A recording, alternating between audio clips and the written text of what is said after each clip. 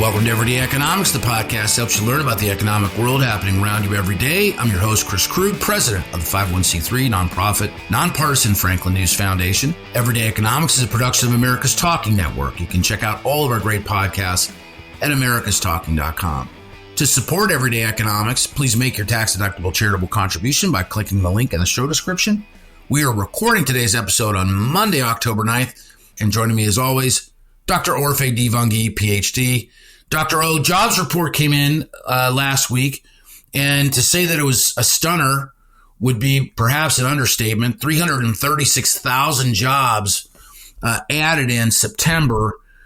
A lot of people in the workforce, or not necessarily in the workforce, people looking for other opportunities are like, that doesn't sound right to me.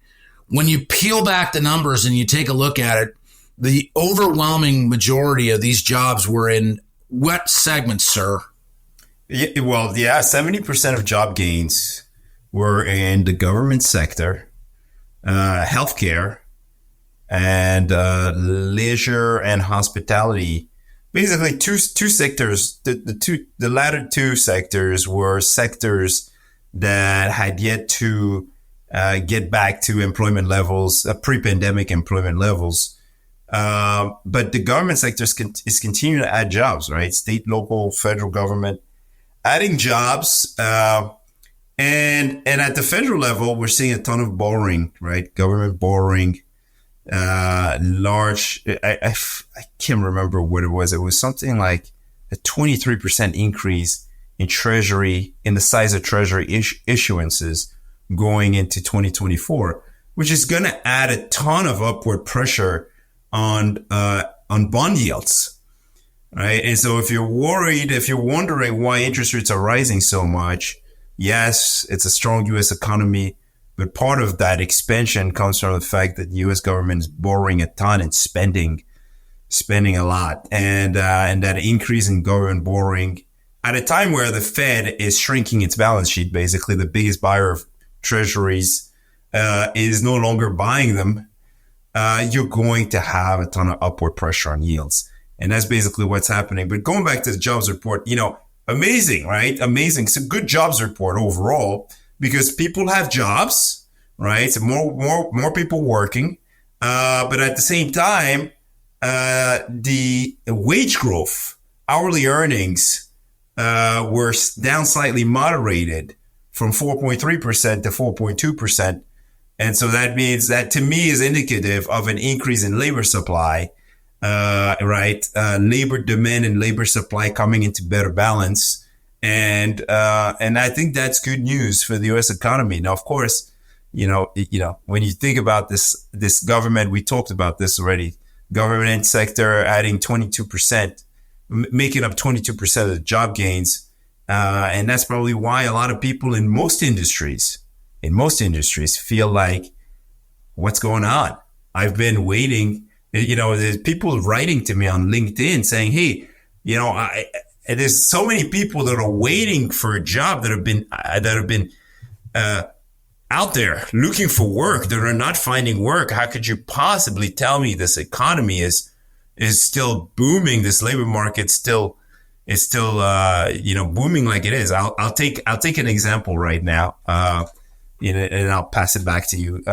Mr. James McGovern, wrote to me, open to work. He says, I remain skeptical of the employment numbers. If you're on LinkedIn, anyone can observe a profound increase in the usage of the hashtag open to work, which suggests that unemployment is increasing.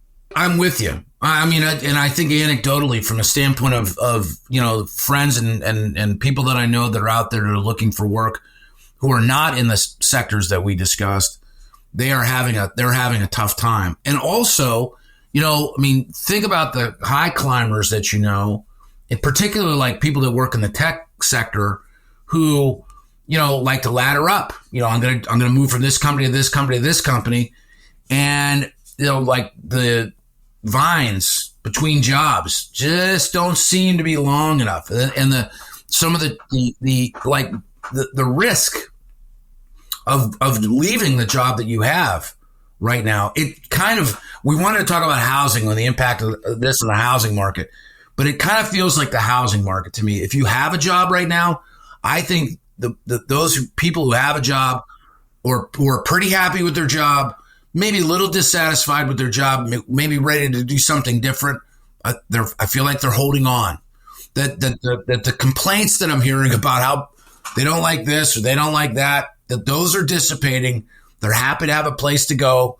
They're happy to have a check. They're starting to hear from their friends who have been somehow pushed out or left or whatever happened to them. They're no longer working. It's not necessarily desperate just yet, but it's getting a little anxious for some people. That's right. It's a big cool down, right? We've seen this big cool down from a year ago. We saw in the housing market, we see in the labor market, and less people wanting to move, right? I mean, not necessarily. 100% agree on that. Maybe not necessarily that they don't want to move. It's just that the conditions out there are not conducive.